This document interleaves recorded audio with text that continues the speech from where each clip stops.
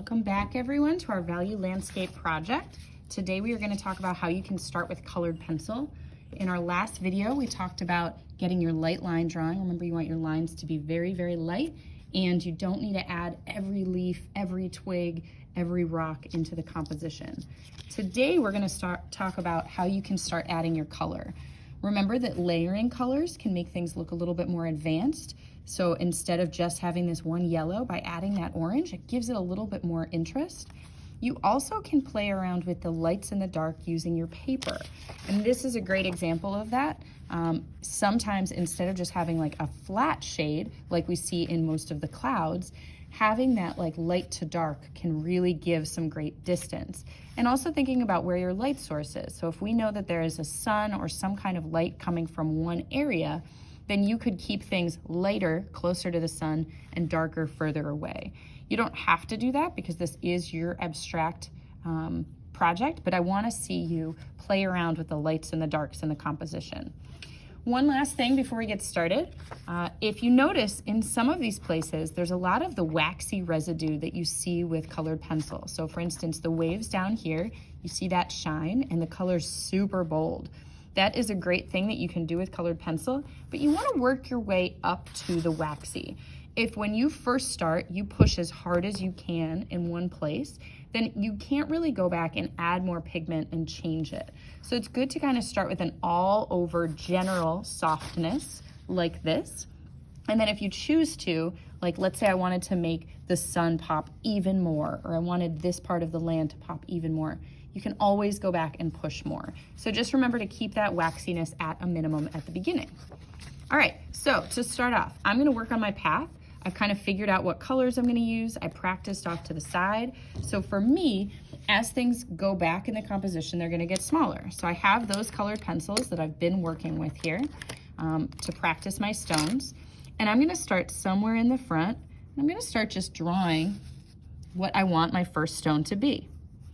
In this case, I'm not even drawing a full shape. So if you noticed, I'm just kind of drawing the front of one because I know I want it to be brightest in the front, and I'm fading a little bit as I go back. So a lot of this, I'm probably gonna go back and do more detail work after, but for now I'm just kind of figuring out the placement of it. Now colored pencils, you can erase somewhat, but it doesn't erase as well as pencil, especially if I go really, really dark and press hard and get that waxy finish. It's hard to get it to fully erase. So it's better to just kind of take your time and get started. So as I mentioned, my stones are going to start getting smaller and smaller as I move back. So I would start to slowly get these into the picture.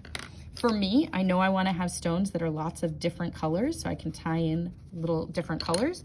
And I know I also want to leave the gray outlines. So for instance, when I have stones that get close to this border, I'm going to just stop so that I get that little bit of gray coming through. And if you are not sure what I mean, let's take this one. It's a great example. The fact that all of the edges, they don't actually have pencil lines and the brown doesn't go right up to the gray, they left that black edge. It's just a nice way to highlight things in the composition. So I'm kind of adding my stones in. I would keep doing this. If I want to elevate and make more advanced colors, I might go and kind of blend some colors on multiple ones as well. Now, if I know what I'm going to do off to the side here, which my plan is to use this green, I can actually go and draw where that green is going to be right next to it, so I can know that I'm leaving that little bit of a gray space. The thickness of it is up to you. Feel free to play around with your colors as you start. Work softly at the beginning because you can always go back and add more layers at the end. So that is how you can get started with Value. I look forward to seeing what you can do next. Actually, I'm going to show you one more thing. When you want to go really bold, like for instance up here, even at the beginning, I'm just gonna start pressing a little bit harder and slowly get that softness by kind of fading my pressure as I go down. Now I might need to clean up my edges a little bit, but this way you can still go and add more color. I'm not using this super waxiness, and I'm going right up to the edges of the line. So just kind of a general tip when you've got bigger areas, Remember, you can go over this with other colors too. Even if I wanted, let's say, clouds or, you know, a tree in here, I could use darker greens right on top of it. All right, good luck getting started with the colored pencils on your final paper.